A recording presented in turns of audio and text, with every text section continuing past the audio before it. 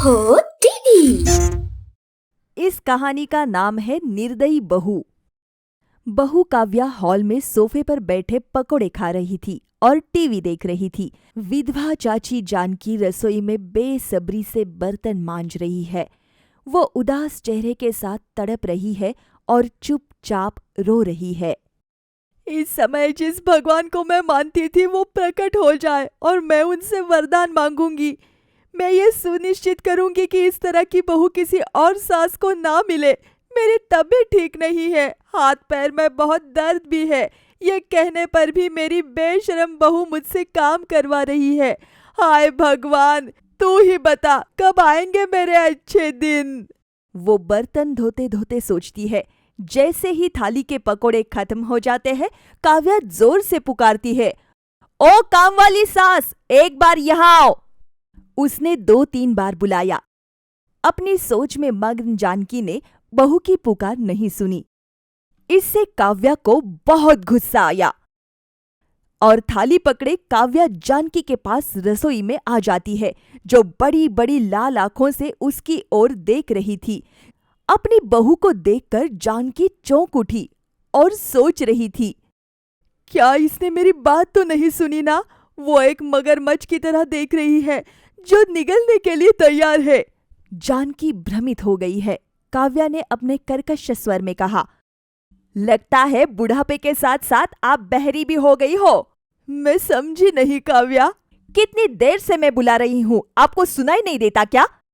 तेरे मुक्कों से मेरे कान पत्थर जैसे हो गए हैं काव्या। इस व्यंग से कम नहीं। क्या आपने पूरे पकोड़े खा लिए या वो अभी भी है? ये सुनकर जानकी उदास हो गई। तुम मुझे चावल खाने का समय नहीं देती काव्या। मैं पकोड़े कैसे खा सकती हूँ?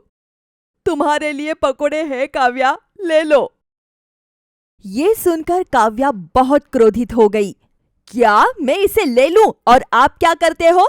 क्या आप रानी की तरह टांगों को क्रॉस करके बैठी नहीं है? असे निष्ठुर शब्द ऐकून जानकी बोली, ऐसा सौभाग्य तो मेरे पति के साथ ही गया है। अब मेरे लिए तो कुछ बचा है तो वो सिर्फ दर्द और आंसू, कठिनाइयाँ, यही तो है। ओह, तुम कह रही हो कि मैं सीधे तुम्हारे लिए मुश्किलें खड़ी कर रही हूँ? मेरी इतनी हिम्मत कहाँ बहू।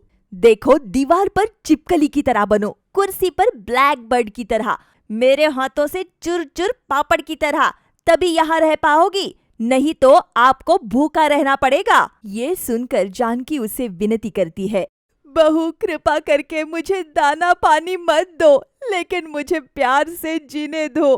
तुम ऐसा करोगी तो तुम्हें पुण्य मिलेगा। ओह, कुछ नहीं खाओगी? बहुत जल्दी मरने का इरादा है क्या? यही तो मैं चाहती हूँ प्रिय, है ना?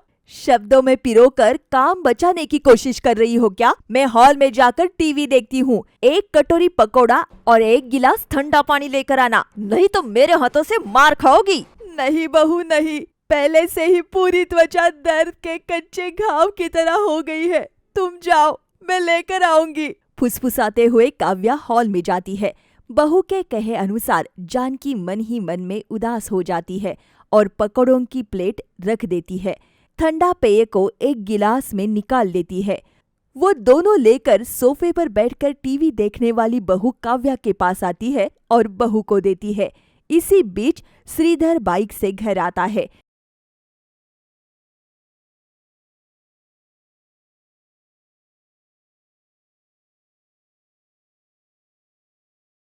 श्रीधर जानकी का पुत्र है और काव्या का पति। जल्द ही काव्या बदल जाती है। श्रीधर घर में आते ही काव्या उठती है और जानकी को सोफे पर बिठाती है। जबरदस्ती मुस्कुराती है और खिलाने का नाटक करते हुए जानकी के हाथ में पकोड़े और कोल्ड ड्रिंक थमा देती है। देखो सासुमा, हमारे बीच जो कुछ भी होता है वो हमारे बीच ही रहना चाहिए। यदि तुम अपने पुत्र को ये सब बताओगी तो मैं आत्महत्या कर लूंगी और लिख दूंगी कि तुम और तुम्हारा पुत्र मेरे मृत्यु का कारण है। फिर जेल में रोटी खानी पड़ेगी। ये शब्द सुनकर जानकी सुन्न हो जाती है। वो काव्या के साथ फुसफुसाती है, ऐसा मत करो बहू, मेरे बेटे का मजाक मत बनाओ, मैं उसे कुछ नहीं कहूंगी। पकोड़े खिलाकर काव्या ने उससे कहा, ये खा लो सासू माँ, वैसे भी आप इस घर में बड़ी हो, तो आपने खाना खाने के बाद ही हम खाना खाएंगे, है ना?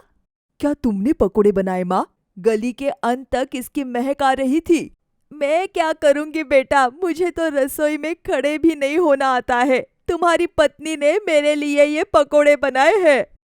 नहीं माँ, मैं जानता हूँ कि तुम खाना बनाती हो। तभी काव्या बीच में आ जाती है जब माँ और बेटा बात कर रहे होते हैं। ये पकोड़े मैंने बनाए हैं। माँ जी मेरे साथ खड़ी रही और मुझे बताया। मैंने वैसे ही किया जैसे माँ जी ने बताया। ठीक है, चलो इस फिजूल की लड़ाई को एक तरफ छोड़ देते हैं। काव्या, इससे कोई फर्क नहीं पड़ता है कि इसे किसने पकाया है।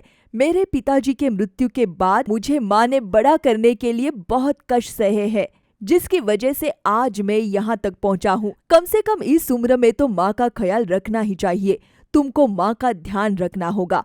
अपने पति की बातें सुनकर काव्या ने प्यार का नाटक किया और मजबूरी में मुस्कुराते हुए कहा, आप माँ की चिंता मत कीजिए, वो सिर्फ आपकी ही नहीं बल्कि मेरी भी माँ है।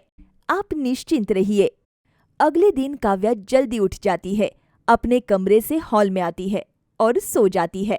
जानकी प्रातःकाल उठकर प्रवेश द्वार पर रंगोली बनाती है और घर का सारा कामकाज स्वयं ही करती है। ये क्या जीवन है मेरा, मुझे राम राम जप कर, कृष्ण कृष्ण जप कर जीना चाहिए। मुझे मृत्यु कब आएगी? मेरे ये कष्ट कब खत्म होंगे? काम खत्म हो गया है। अब अपने बेटे के उठने से पहले मैं बिस्तर पर जाकर सो जाती हूँ। काव्या जानकी के सामने आती है जैसे ही वो रसोई से अपने कमरे में जाती है। नौकरानी सास, आप पहले ही जा रही हो। घर के सारे काम और खाना बनाकर हो गया? तुम समझती हो कि मैं नौकर हूँ, पर मैं इसी घर की हूँ बहू। बहुत सुन लिया तुम्हारा। मेरे भोजन को ठीक से पचाने की जरूरत है। जाओ और मेरे लिए जीरा पानी ले आओ। ठीक है कहकर जानकी रसोई में जाकर जीरे का पानी उबालती है। थोड़ी देर बाद गैस पर जीरे का पानी गर्म होते ही वो गैस बंद कर देती है और एक गिलास में जीरा पानी लेकर बहू को हॉल में लाकर देती है। काव्या पानी को ठंडा किए बिना पी जाती है। उसकी वजह से उसका मुंह जल जाता है और वो गुस्से से सोफे से उठती है और गिलास का गर्म जीरा पानी उसकी सास के चेहरे पर उड़ेल देती है। गर्म पानी की वजह से जानकी का मुंह जलकर लाल हो जाता है। चेहरा नरक की तरह जल रहा था। जानकी दर्द को सह रही थी और सोच रही थी, मैं कब इस निर्दयी बहू के कष्टों से मुक्त होंगी? मुझे मुक्ति दो, मैं आपके पुकारने की प्रतीक्षा कर रही हूँ। उसे अपनी स्थिति के बारे में बहुत बुरा लगता है। ऐसी ही कहानियाँ सुनने के लिए हमारे चैनल को जरूर सब्सक्राइब करें।